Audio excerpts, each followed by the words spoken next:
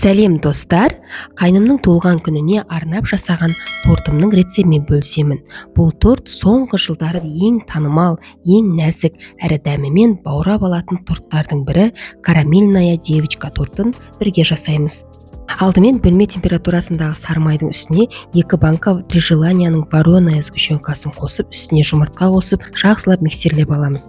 Сосын ұн мен разрыхлительді араластырып, електен өткізіп, екіге бөліп, біркелкі масса болғанша миксермен араластырамыз. Мінекей араластырғаннан кейін біздің масса осында сұйықтықта болады.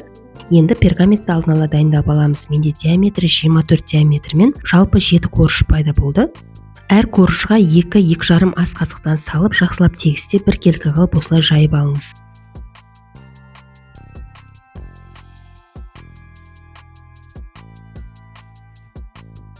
Пешіңізді алдын ала қыздырып, қызғаннан кейін менде осында лист 1-3 қорышты салып, 180 градуста 4-5 минут аралығында пісіріп алдым. Бұл жұқа нәзік қорыш болғандықтан тез піседі. Абайламасаңыздар күйіп кетуі де мүмкін.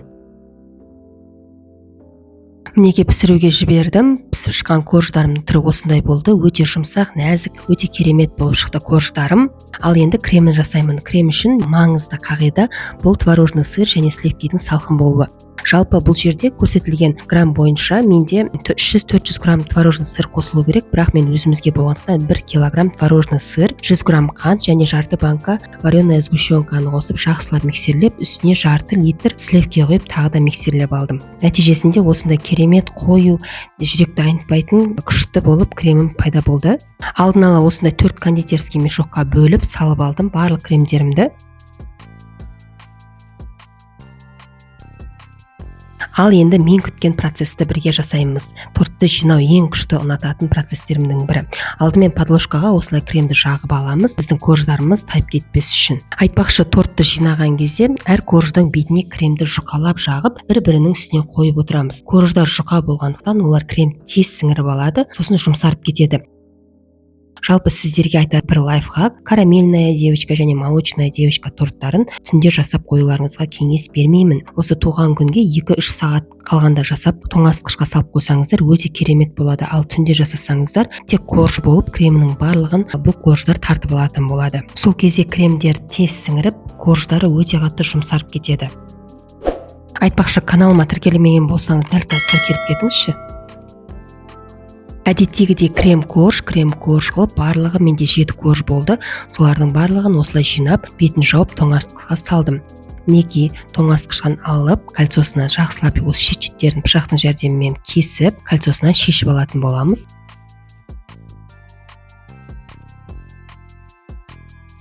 Кольцосынан шешкеннен кейін жан-жағында кремдерін кішкене осылай тегістеп, қалған кремді шетіне жағып, біркелкі қылып тегістеп алатын боламыз. Тура видеодағыдай қылып жасаңыздар.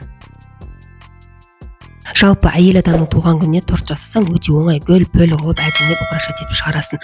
Вот мужской тортты жасау өте қиын. Мендегі бұл тортқа басты акцент шоколадқа бұрдым. Шоколадтан ең бірінші қайнымның атын жаздым. Сосын шоколадтан кішкентай мини шоколадиктер жасап, жан-жағына жабыстырып шықтым. Видеоны соңына дейін көріп, менің тортқа декорация жасағанымды көріңіздер. Және қосымша декор ретінде осындай мини шоколадиктерді пайдаландым. Ал енді тортым дайын, қасына шоколадтан патек жасадым. Осылай айналдыра отырып жасап шықтым. Тортым салқын болғандықтан бұл патектер тез қатып қалды. Мінекей дайын болды. Ал енді оған дейінгі шоколадты әріптермен дайындаған шоколадым дайын болды. Енді осылай қалбынан шешіп, әр әріпті бұзылмай, сындырып алмай шешіп алу керек болады. Мінекей осындай аккуратный әдемі әріптермен де пайда болды. Мінекей барлығын алып болдым. Енді мини шоколадиктердің де алып, осылай жан-жағындағы артық керек емес жерлерін бәрін алып тастадым. Менде жалпы 12 штук мини шоколад пайда болды. Сосын қалған креммен осылай қалай гүл жасайын ба деп ойландым. Тағы да мужской тортқа гүл келіспей қалады деп, осылай безендіріп айналдырып шықтым. Және де объем берсін деп подложканың үстіндегі тортпен жабысқан жеріне де осылай крем жағып шықтым. Артылған кремді осылай жағып, үстіне шоколадтарды қойып шығатын боламын. Мінекей қайнымның аты осындай менде. Қалған шоколадтармен осылай безендірдім. Кішкене жылтырақ жақсырақ эффект беру үшін кондуринмен, сары кондуринмен жан жағына безендіріп шықтым. Сонымен қатар қосымша декор ретінде вафельная крошкамен жан жағына тағы да сәндедім. Осылай менің тортым сіздерге ұнады деген ойдамын. Тортымды 1-ден 10-ға дейін бағалап кетіңіздер.